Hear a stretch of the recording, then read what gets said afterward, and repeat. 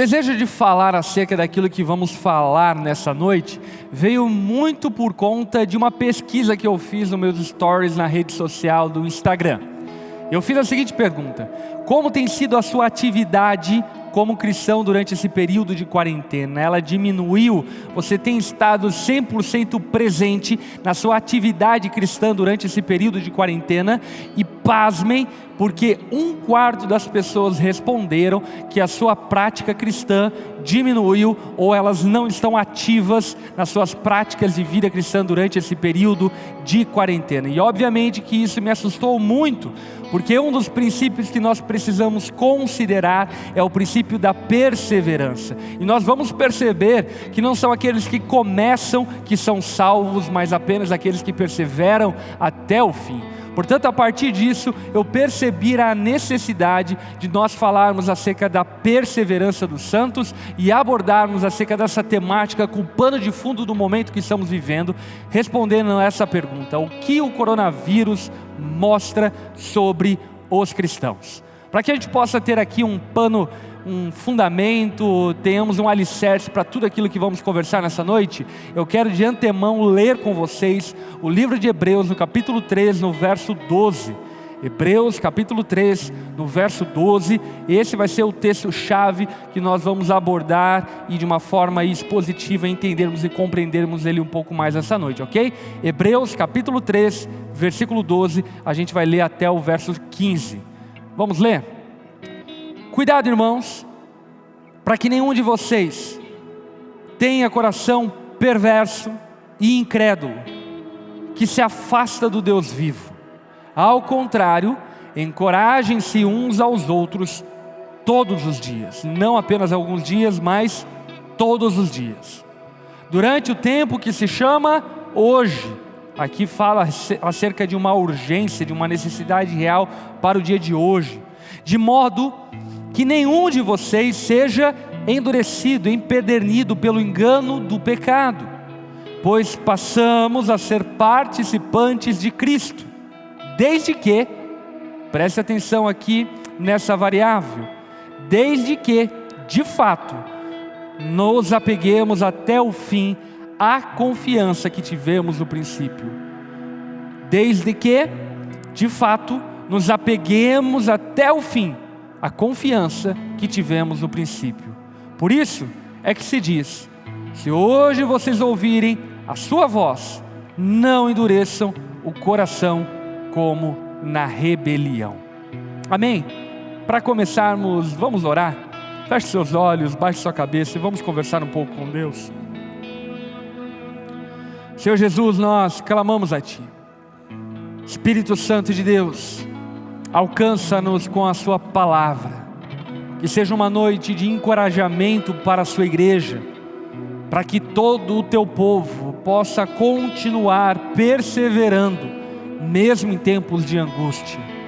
Eu clamo a Ti, Espírito Santo de Deus, que ânimo, coragem, ousadia possa ser transferido através dessa live e que pessoas que estão participando desse momento sejam plenamente encorajadas em Ti. Eu clamo, ó Pai, que todo espírito de desânimo, de incredulidade seja desfeito no nome de Jesus e que saiamos dessa live encorajados a continuarmos perseverando na fé que nós abraçamos no princípio. Nós queremos, ó Pai, ser encontrados fiéis até o fim. Por isso, clamamos a Ti, Jesus, que essa seja uma noite de conserto, seja uma noite de libertação de enganos, para que sejamos de fato seguros em Tuas mãos e tenhamos essa firme confiança de que o Senhor nos sustentará em todos os tempos. Por isso nós clamamos, Espírito Santo de Deus, abra os nossos ouvidos, abra os nossos olhos espirituais, faça-nos enxergar a revelação da Sua palavra, para que tenhamos iluminação na nossa vida e possamos prosseguir em santidade, de acordo com o Seu bom propósito e a Sua vontade. Fala conosco nessa noite, Espírito Santo de Deus. Abrimos o nosso coração para ouvirmos a Tua voz e sermos transformados por meio da Sua palavra. Nós oramos e nos colocamos assim diante de Ti, em nome de Jesus. Amém e amém. Meus irmãos, Esse texto, de maneira muito evidente e clara, ele aponta uma variável que muitos de nós ignoram. Ele aponta para a variável de que é necessário que perseveremos até o fim. Estamos unidos com Cristo se perseverarmos até o fim. Isso é um ponto muito importante, porque ainda que algumas pessoas sugiram que a vida cristã é um mar de rosas, muitas deixam de falar acerca dos espinhos da vida cristã. E de fato a vida cristã, ela tem muitos espinhos, e eu diria inclusive que ela tem mais espinhos do que a vida comum. Porque um cristão sofre com tudo que um ser humano comum sofre. Nós sofremos por causa de doença, nós infartamos, nós temos problemas conjugais, problemas financeiros, os boletos caem na casa de justos e injustos. E como cristãos, ainda ganhamos um plus de sofrimento, de dor, de angústia e lamento, que é os sofrimentos por causa de Cristo. Como diria o próprio apóstolo Paulo ao seu discípulo Timóteo, todos aqueles que desejam viver piedosamente, ou seja, segundo os padrões de santidade de Deus, serão perseguidos. A Bíblia fala eminentemente a respeito dos sofrimentos que aguardam os cristãos, e de fato, se nós olharmos ao longo da história, perceberemos que talvez o grupo de pessoas que mais sofreu ao longo da história, sem sombra de dúvida, foram os cristãos. Centenas de milhares foram martirizados. Até hoje existem cristãos decapitados, queimados vivos. Nos dias de hoje, quanto mais olhando para a história, portanto o sofrimento, a dor, a angústia, as provações, as tribulações fazem parte da vida cristã. E qualquer pessoa que tente dizer o contrário disso, deixa eu dizer de antemão para você, está te enganando e te iludindo. Porque Jesus mesmo deixa muito evidente e claro uma promessa, e a promessa que Ele deixa é que no mundo nós teremos aflições. Portanto, as aflições, as dores, angústias, problemas, tribulações fazem parte da vida. E não somente da vida, mas fazem parte do cristianismo. A palavra declara de maneira muito clara para todos nós que nos últimos dias os dias serão difíceis. Passaremos por angústias e tribulações, e no meio disso tudo é que será depurado aqueles que verdadeiramente caminham com Deus e aqueles que enganosamente vivem uma vida com Deus. Para isso, eu quero citar uma profecia acerca dos últimos dias, aonde lá no Evangelho de Lucas, no capítulo 21, no verso 16, Jesus diz o seguinte: vocês serão traídos até por pais, irmãos, parentes e amigos, e eles entregarão alguns de vocês à morte. Todos odiarão vocês por causa do meu nome. Contudo, nenhum fio de cabelo da cabeça de vocês se perderá. É perseverando que vocês obterão a vida. Portanto, a palavra sempre deixou evidente e sempre deixou muito claro para todos nós que nós passaríamos por aflições, que nós passaríamos por dores. A Bíblia fala a respeito das perseguições que sofreríamos. Ela fala acerca do fato de que seríamos de todos os lados pressionados, perplexados de todos os cantos. E isso faz parte da vida cristã. E a pergunta que eu quero pontuar com vocês nessa noite é: e quando vir os problemas da vida, como você reagirá a eles? A tua fé em Jesus resiste à covardia que você enfrentará, resiste ao mundo em que você vive, resiste às crises financeiras, crises familiares. A sua fé em Jesus resiste ao mundanismo, resiste ao secularismo que você está inserido. Uma coisa que, como pastor, eu não posso deixar de falar e pontuar é o triste fato de que muitas pessoas, não poucas, muitas pessoas ficarão pelo caminho.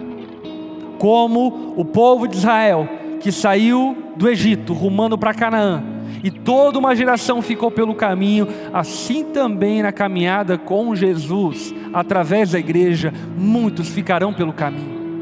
Infelizmente, como pastor, eu vi uma enormidade de pessoas ficando pelo caminho, e é óbvio que todas elas têm justificativas que parecem plausíveis. Justificativas como, por exemplo, fulano de tal errou comigo, cicrano de tal me esqueceu, o meu líder falhou comigo, tal fulano caiu em pecado, a igreja não é tão boa quanto diz ser. Enfim, as pessoas vão dar N justificativas, mas a pergunta que eu lhe faço é: será que essas justificativas justificam verdadeiramente diante de Deus o equívoco, o abandono e a rejeição dessas pessoas em relação ao Cristo? Uma das coisas que eu preciso pontuar a respeito dos dias em que nós vivemos é que, de alguma forma, esses dias têm mostrado a vergonha de muitas pessoas. Quantos têm se entregue à covardia, crentes acovardados, em meio a uma pandemia, em meio a um dilema social em que estamos vivendo inseridos.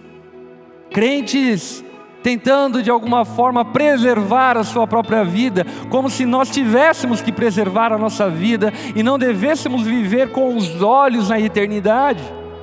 Quantos entregues à infidelidade? Como eu falei para vocês lá no começo, 1/4 da minha rede social disse que não está ativo nos seus serviços como igreja durante esse período de quarentena, e isso demonstra uma total infidelidade, uma inconsistência de fé, uma falta de conhecimento bíblico e de Deus, demonstrando por sua vez a sua incredulidade e também, de certa forma, um templismo e uma terceirização de adoração.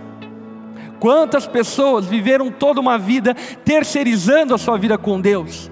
O seu pastor, o seu líder, discipulador, o seu líder de grupo pequeno, ou seja lá quem for, são aqueles que de alguma forma mantêm alguns irmãos ativos na fé, e durante esse período de tempo toda a sua vergonha foi demonstrada ao fato de que eles se demonstram infiéis, incrédulos ao momento que estão vivendo, mostrando que sempre viveram uma fé terceirizada.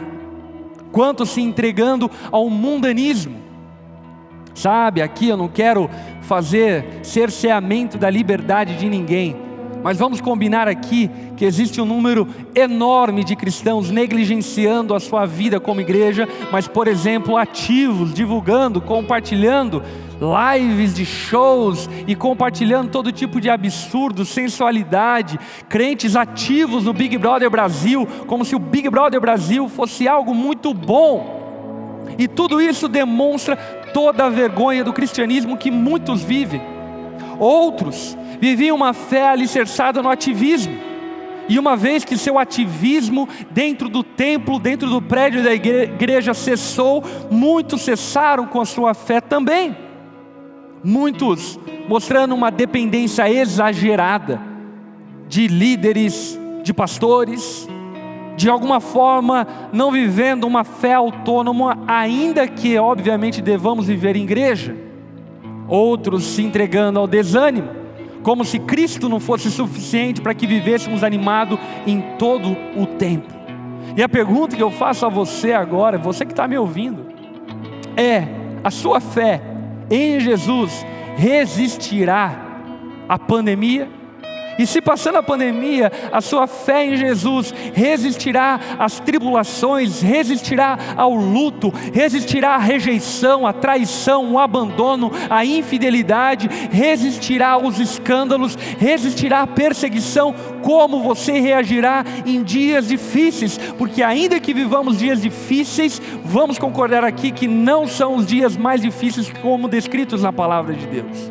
E a pergunta que eu faço a você é: qual é a qualidade da sua fé? É bem verdade que a Bíblia nos fala que nós estamos seguros em Deus, porque nada pode nos separar do amor de Deus que está em Cristo Jesus. Já não há mais condenação para aqueles que estão em Cristo Jesus. Entretanto, a nossa segurança em Deus está atrelado à nossa perseverança. Aqueles que são seguros na salvação de Deus, estes necessariamente são aqueles que perseveram até o fim. Perseverança é a qualidade daquele que não desiste, daquele que não para, daquele que não retrocede, daquele que cai, mas levanta e continua, porque ele sabe para quem está indo, ele sabe para onde está indo, e por isso ele não pode parar, porque a sua natureza é imparável. E sabe, diante das angústias, tribulações que alguns irmãos enfrentam por vezes na sua vida pessoal ou no coletivo, demonstra-se toda a sua falta, ausência de fé e a sua religiosidade hipócrita, superficial e barata. E a pergunta que eu faço a você é: você resistirá às lutas que a vida propõe a você? Porque bem certo, você precisa saber, é que somente aquele que perseverar até o fim é que herdará a coroa da vida e terá o seu nome escrito no livro da vida. Pastor, você está dizendo que podemos perder a salvação? Obviamente que não. Depois nós vamos falar sobre isso. Mas em primeiro momento eu queria pontuar algo com você. E o primeiro ponto que eu quero aqui salientar é: existe um chamado para que perseveremos. Não é suficiente começar, é necessário continuar, é necessário terminar a corrida que nós começamos. Não é suficiente que nós tenhamos levantado a mão num apelo emocional e ali então temos dito: olha, eu quero caminhar com Jesus, eu quero uma nova história. Não, isso não é suficiente. Cristianismo não é mantra, cristianismo não é uma feitiçaria, onde você faz uma oração, engana Deus, então Deus, enganado por você, te salva. Não, isso não é cristianismo. Cristianismo é uma fé vívida e aplicada na nossa vida, que transforma quem nós somos, transforma o nosso caráter, transforma a nossa maneira de caminhar, transforma o nosso caminho e por fim transforma o nosso destino. Por esse motivo, existe um chamado da parte de Deus para que perseveremos. Citando novamente o texto de Hebreus que nós lemos lá no início: cuidado, irmãos, para que nenhum de vocês tenha um coração perverso e incrédulo que se afasta do Deus vivo. Quero citar alguns outros versículos rapidamente para vocês. Evangelho de Mateus capítulo 24, versículo 12, no verso 12 até o 13 diz o seguinte: devido ao aumento da maldade, o amor de muitos se esfriará, mas aquele que perseverar até o fim será salvo. Ainda, Salmo capítulo 119, verso 33, ensina-me, Senhor, o caminho dos teus decretos, e eu os obedecerei até o fim.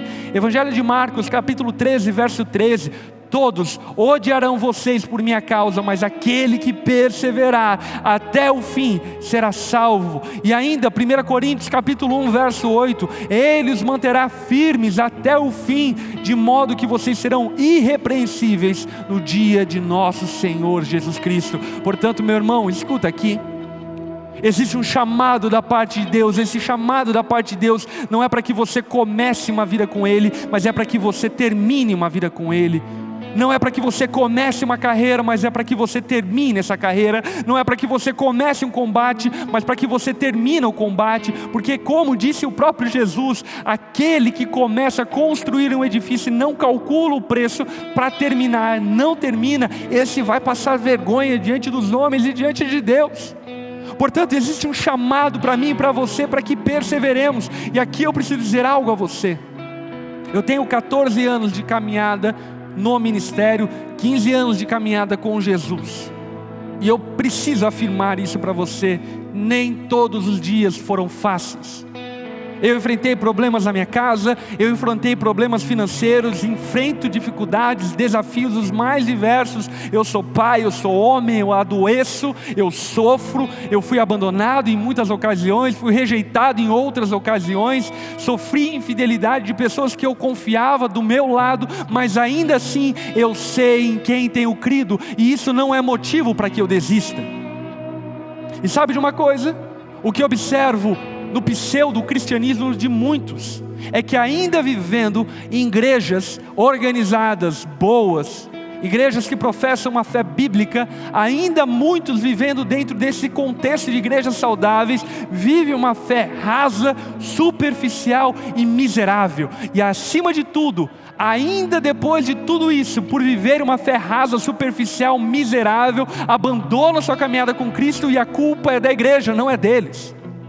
E eu preciso dizer para você: tudo que você recebe em uma igreja, seja amor, ensino, compaixão, misericórdia, ou seja lá o que for, tudo isso é presente para você, não é o que você merece, porque aquilo que você merece sem Cristo é um inferno. Portanto, nós deveríamos ter gratidão minimamente de participarmos de uma igreja e ter alguém nos ensinando a palavra.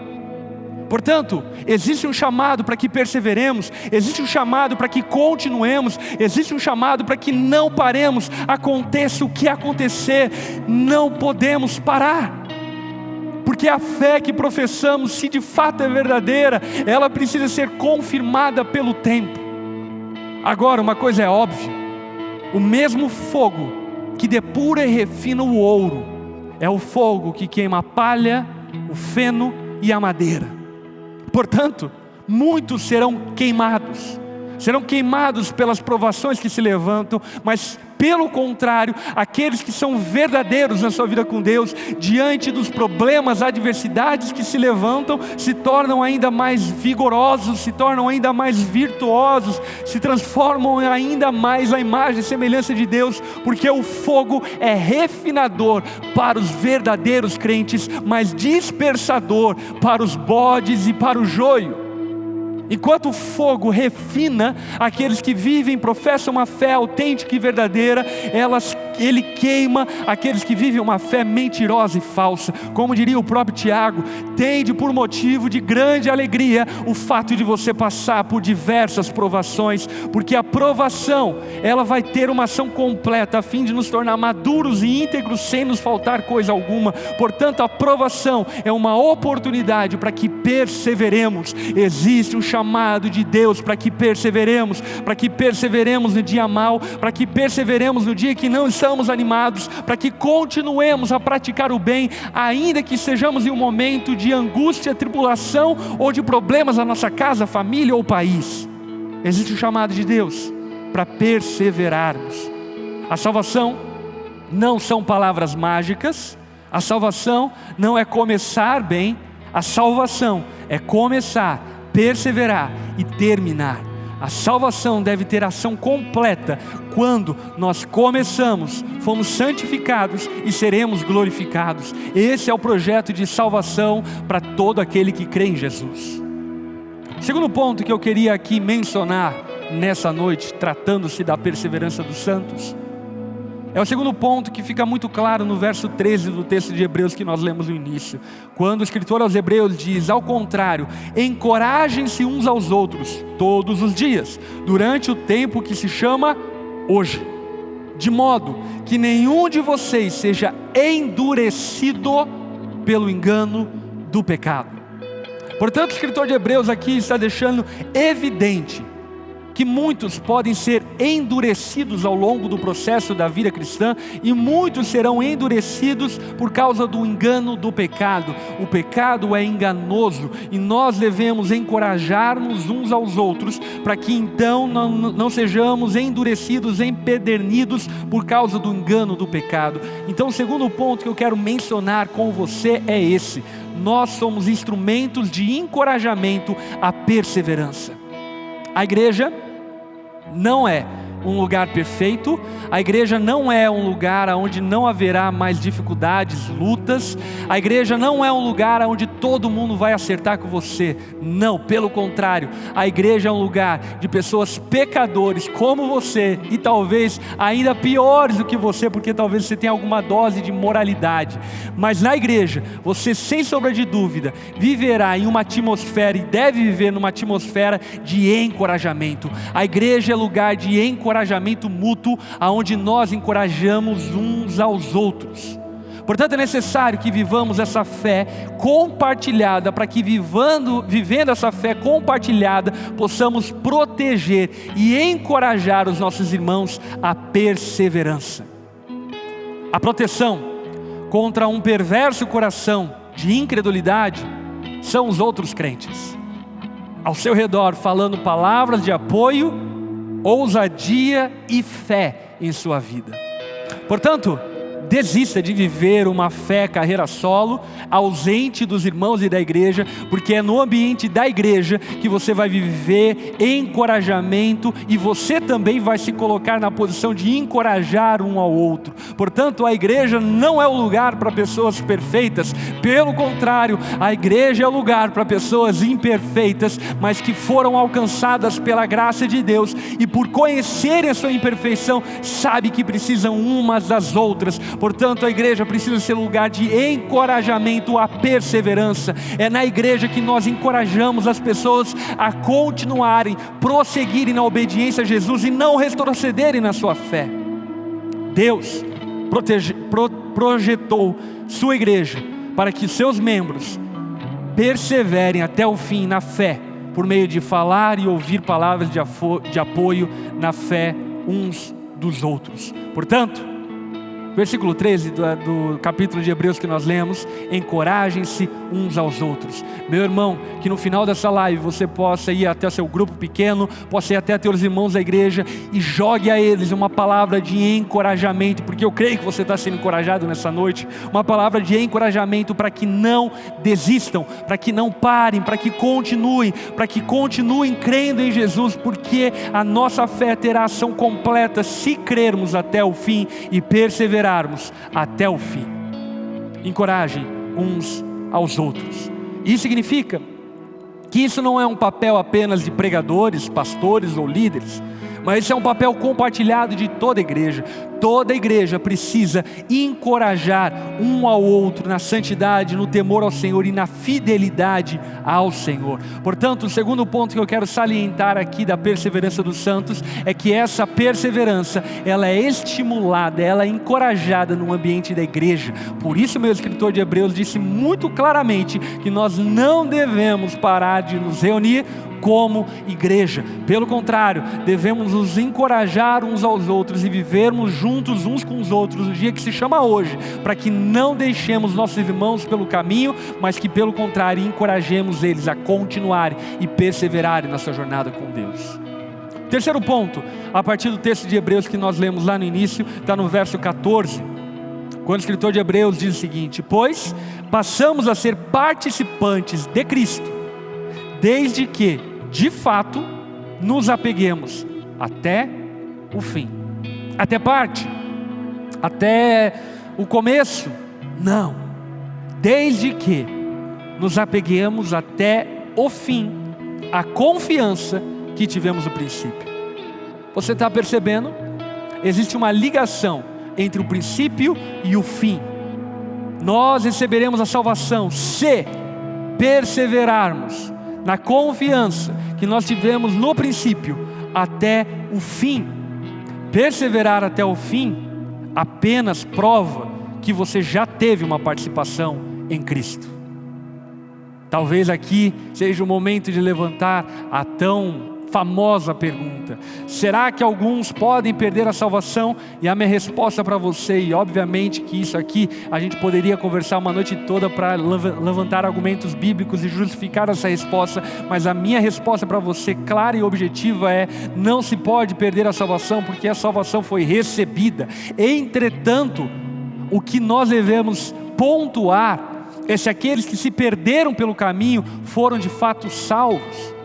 Porque o escritor de Hebreus está deixando muito claro que aquele que persevera até o fim é aquele que tem participação na vida com Cristo, e aquele que não persevera até o fim não tem participação em Cristo.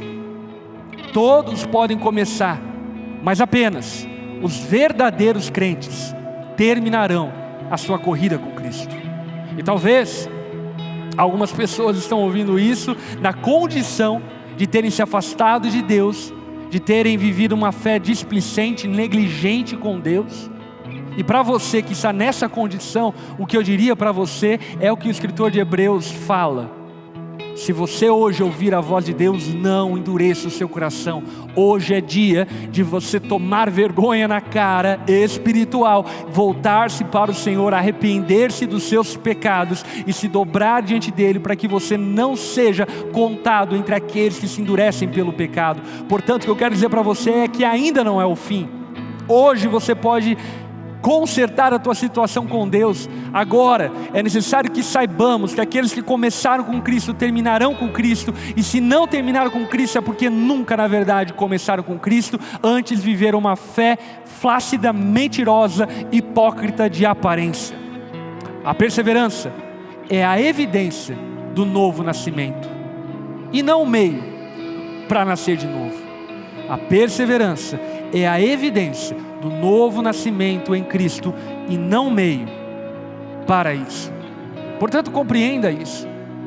Aqueles que perseveram são aqueles que de fato nasceram de novo, porque isso faz parte do seu novo DNA, isso faz parte da sua nova natureza em Cristo, e tendo eles nascido de novo, eles são imparáveis, eles não desistem, eles não param, eles não retrocedem, eles caminham até o fim, rumo ao prêmio em Cristo Jesus, combatendo o bom combate e terminando a corrida que lhes foi proposta.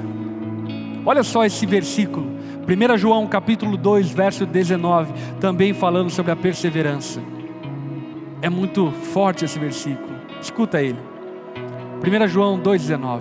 Eles saíram do nosso meio, mas na realidade não eram dos nossos, pois se fossem dos nossos, teriam permanecido conosco.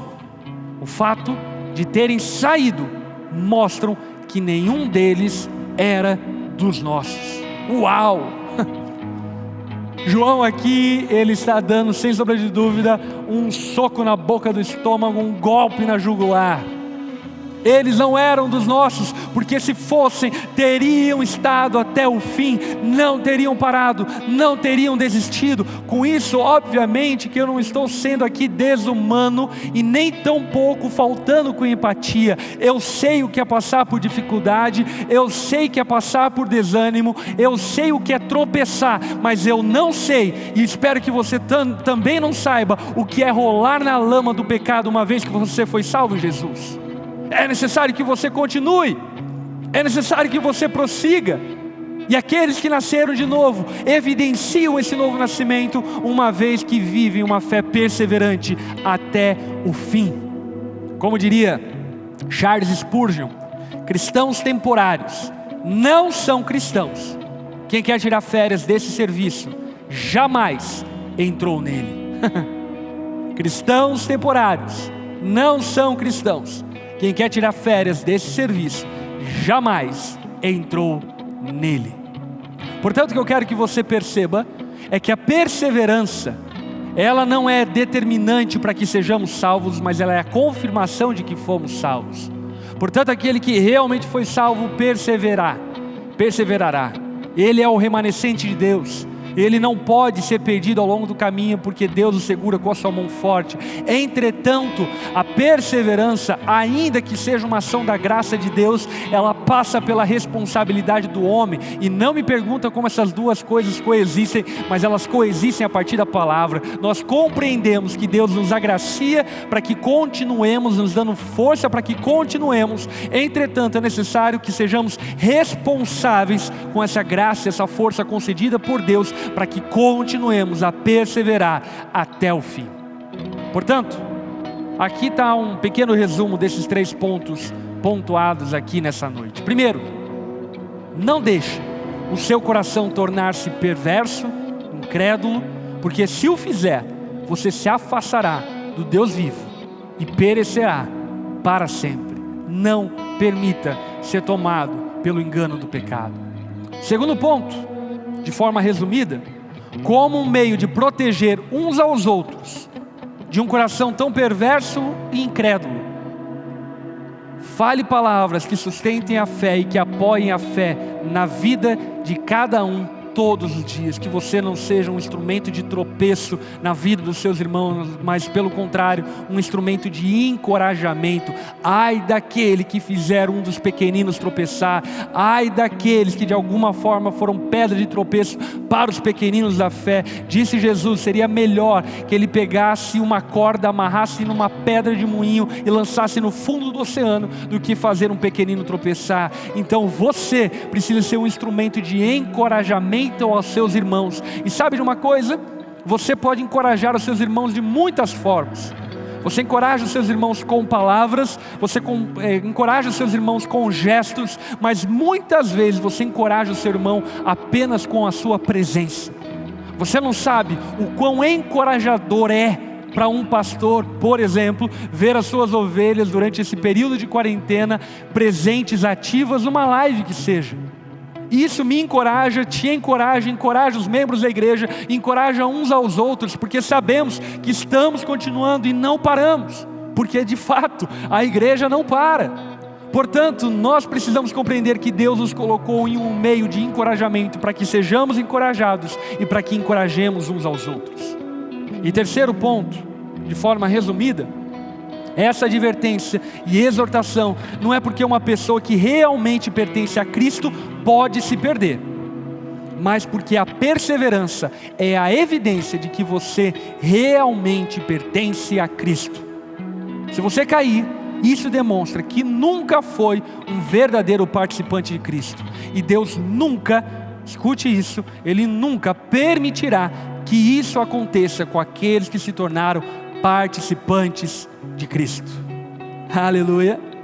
Olha só o que Paulo vai dizer à igreja de Filipos, em Filipenses capítulo 1, verso 6. Eu estou convencido de que aquele que começou a boa obra é fiel e justo para terminar a obra que ele começou. Ele irá completá-la até o dia de Jesus Cristo. Foi Deus que começou só a boa obra e Ele garante que Ele terminará. Ele garante o destino daqueles que começaram, daqueles que perseveraram, daqueles que continuaram. Esses terão a sua obra terminada por completo. Ou ainda, Romanos 8,30, aos que predestinou, também chamou, aos que chamou, também justificou, aos que justificou, também glorificou. Você está percebendo? A obra de perseverança é fruto da graça de Deus e da responsabilidade do homem. Uma vez que nós recebemos essa graça, então caminhamos em perseverança, porque Deus nos chamou e tendo nos chamado, nos justificou, tendo nos justificado, nos glorificou por meio da fé em Cristo Jesus. A doutrina da perseverança dos santos, a doutrina da segurança eterna, é um sinal da nova aliança que nós temos em Cristo Jesus.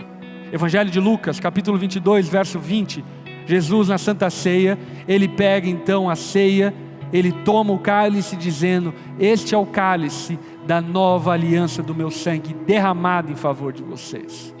Essa nova aliança estabelecida remontava e apontava para diversas profecias que seriam cumpridas através dessa aliança. Olha Jeremias capítulo 32 verso 40, falando sobre esse dia que viria e veio através de Jesus. Jeremias capítulo 32 verso 40 diz: farei com eles uma aliança permanente, jamais deixarei de fazer o bem a eles, e farei com que me temam de coração, para que jamais se desviem de mim.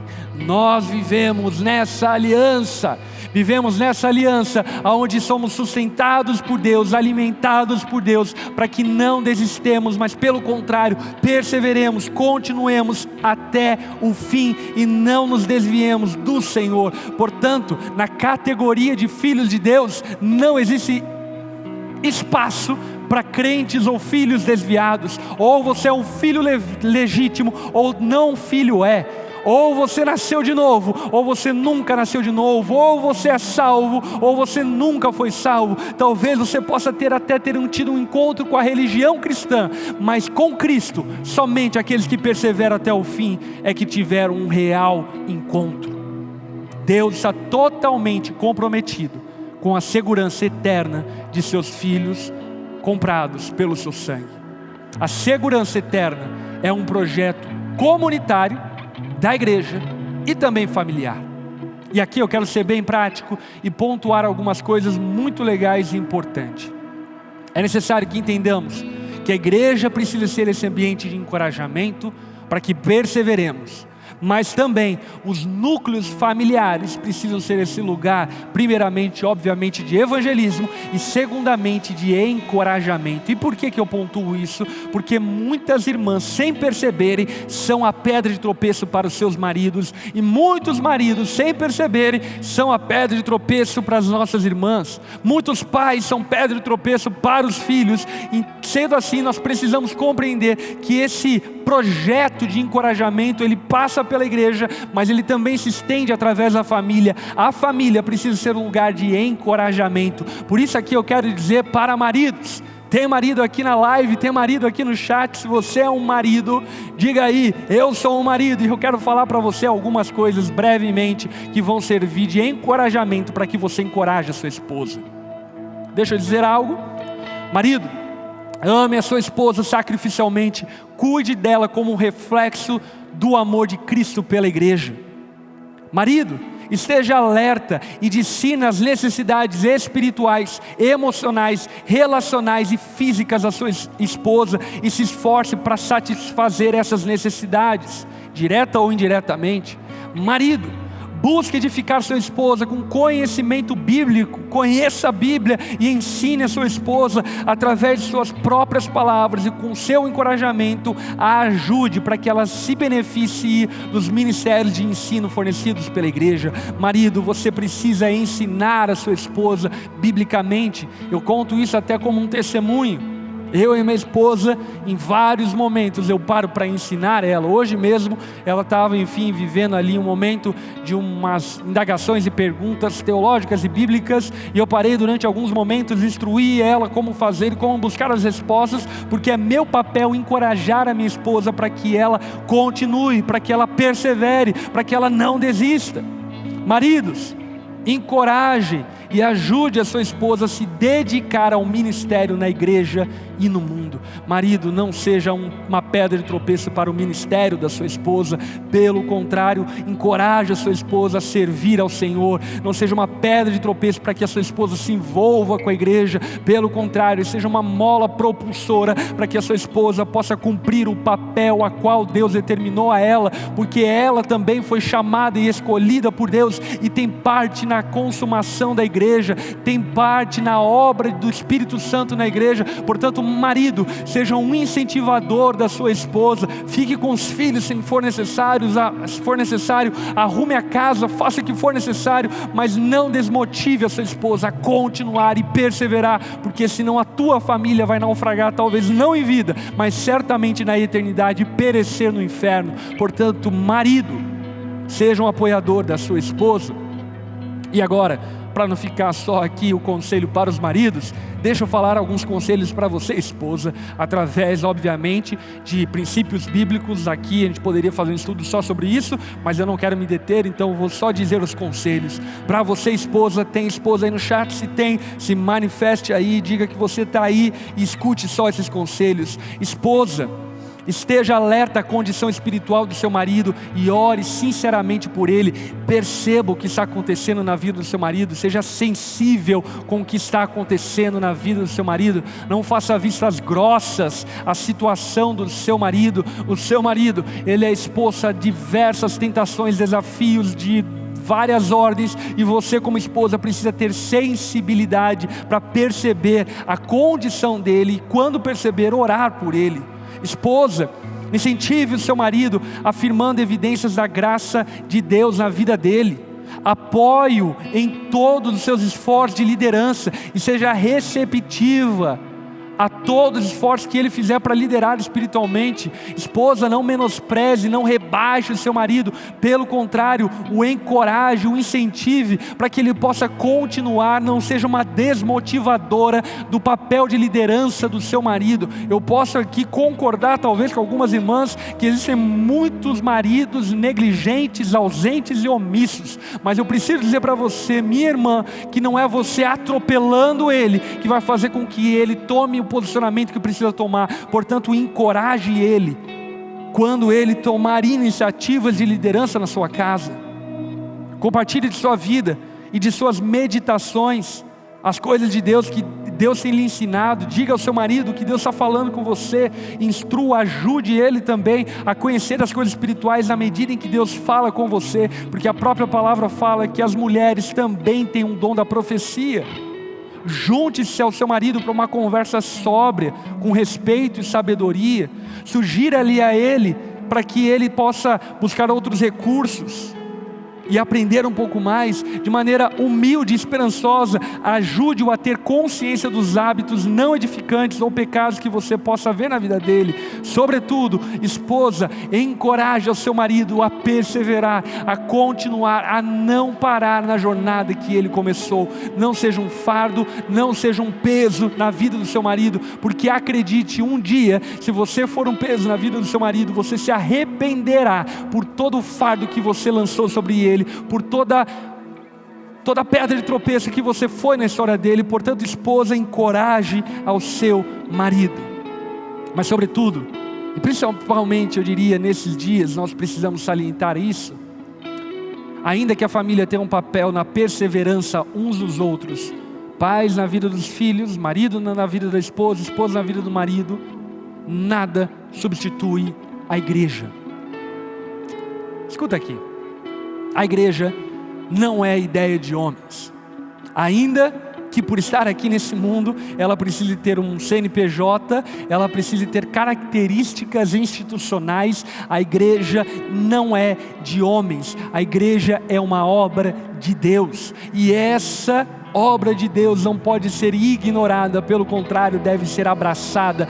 Todos os verdadeiros crentes que participam da igreja de Cristo universal, espalhada por todo o tempo, por todas as geografias, necessariamente participam dos esforços locais. E se você não consegue se relacionar com teu irmão localmente, muito menos você se relacionará com ele durante toda a eternidade. Portanto, como diz a própria palavra de Deus, suportem-se uns aos outros na igreja local, continue, persevere, não deixe de caminhar, abrace a sua igreja local. É necessário que saibamos que todo homem casado precisa de amigos além da sua esposa, toda mulher casada precisa de amigas além do seu marido, todas as crianças precisam de amigos além dos seus amigos, dos seus irmãos, e isso se dá num ambiente saudável de edificação da igreja. Portanto, nada substitui a igreja. A tua família precisa ser um ambiente incrível, a tua família precisa ser um lugar de edificação e de encorajamento. Entretanto, o encorajamento e a edificação da sua família necessariamente precisa desembocar no serviço a Deus através da igreja. Por quê? Porque é perseverando até o fim que nós herdaremos a coroa da vida. Portanto, meus irmãos, é necessário que continuemos, e a maior evidência de que começamos é o fato de terminarmos aquilo que nós começamos. Aleluia! Você está aí, você está bem, está encorajado e animado? Nesse momento, hoje eu não quero fazer um apelo de salvação, pelo contrário, eu quero fazer um apelo de encorajamento à perseverança. E se de alguma forma você tem estado desanimado, tem se entregue ao desencorajamento, ou talvez faz algum tempo que você se desconectou da igreja e tem vivido de maneira negligente, omissa, a sua relação com Deus e por consequência com a igreja, eu quero orar nessa noite para que você se reencontre, se arrependa dos seus pecados, e como diz o texto de Hebreus que nós lemos lá no início, Hebreus capítulo 3, verso 15, por isso é que se diz, se hoje vocês ouvirem a sua voz, não endureça o seu coração como na rebelião. Escuta o que eu estou te falando, talvez essa noite seja a última noite que você ouvirá a voz de Deus se você não se arrepender. Portanto, julgue isso como uma graça e uma oportunidade para que você retroceda de uma caminhada, caminhando para distante de Deus, e nessa noite se aproxime e junto com todos os santos persevere até o fim, para que juntos herdemos a coroa da vida e participemos da glória vindoura e futura que o Pai tem reservado a todos os seus legítimos filhos, e não os filhos temporários, porque os filhos temporários não são legítimos, pelo contrário, nunca participaram e nunca participarão das verdadeiras heranças espirituais. Portanto, nesse momento, deixa eu orar por sua vida. Se você quer receber oração nesse sentido, feche seus olhos, baixe sua cabeça aí onde você está, e eu quero orar por você. Jesus, eu coloco diante do Senhor o seu povo, os seus filhos legítimos nessa noite. Que essa seja uma noite de despertamento à perseverança daqueles que têm vivido uma fé flácida, uma fé inconstante, templista, uma fé que precisa de ativismo para perseguir, para perseverar. Que nessa noite, ó Pai, o Senhor possa trazer encorajamento aos meus irmãos e levá-los, ó Pai, a um nível de ousadia, coragem, fé, perseverança que eles nunca viveram.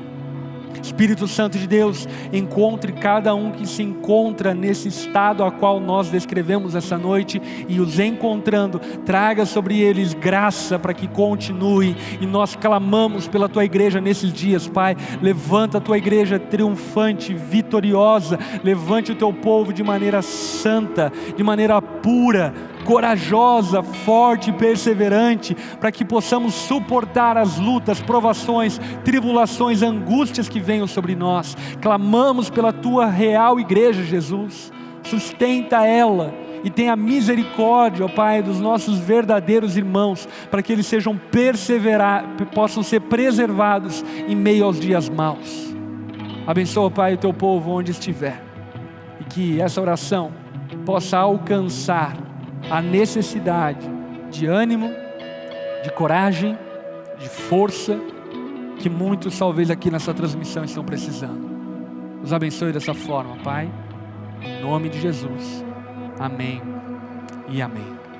Amém.